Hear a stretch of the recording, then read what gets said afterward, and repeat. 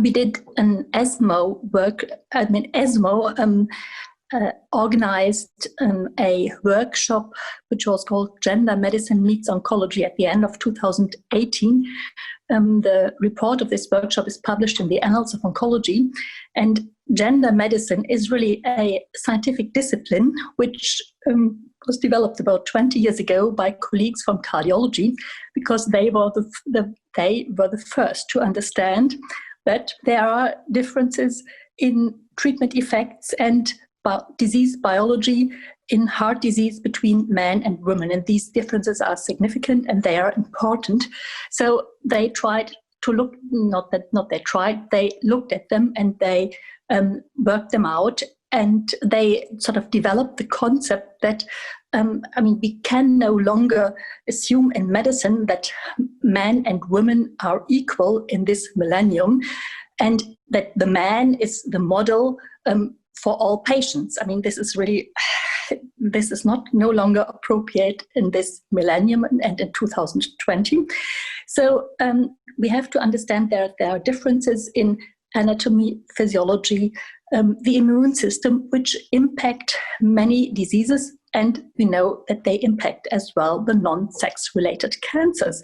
And this is called sexual dimorphism in cancer. And there are increasing arguments to support this observation. The term was introduced in 2016 in a Nature review by Paolo Dotto. Apart from this, differences in pharmacology and differences in tumor biology, what's really exciting in my view is there are differences in the medicine we administer to the man and the woman. It's really this is a hot topic. There was, for example, a Lancet review just published a few weeks ago, this year in August, which was called Sex and Gender as Modifiers of Health, Disease and Medicine. And the point is that if you like reading, Daniel Kahneman was a Nobel Prize winner in psychology. He wrote a big book which was called Thinking Fast and Slow, where he talks about stereotypes which impact our thinking. And certainly doctors are not free from these kind of stereotypes.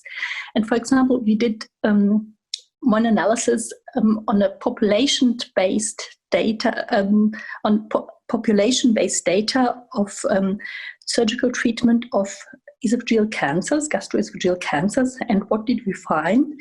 That in lower esophageal adenocarcinoma, in the population of patients who had a tumor stage which was accessible for curative treatment, 20% less women got the curative treatment, either surgery or definitive chemoradiation, than men. And this is something we did multivariate analysis, and really age or performance status or comorbidities, they all did not explain this. And the only explanation we found for this, the fact that women were less often treated with a curative intent with lower esophageal adenocarcinoma, were such stereotypes. And this is something which is as well known from gender medicine, from heart disease.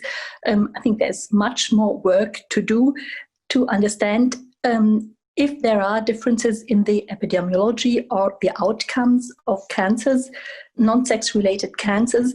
We have to find out whether they are due to differences in the disease biology, or in the treatment efficacy, or in the treatment choices. So these are current challenges, I think, in oncology. And I'm convinced that we can make significant progress by facing them. Thank you for your attention.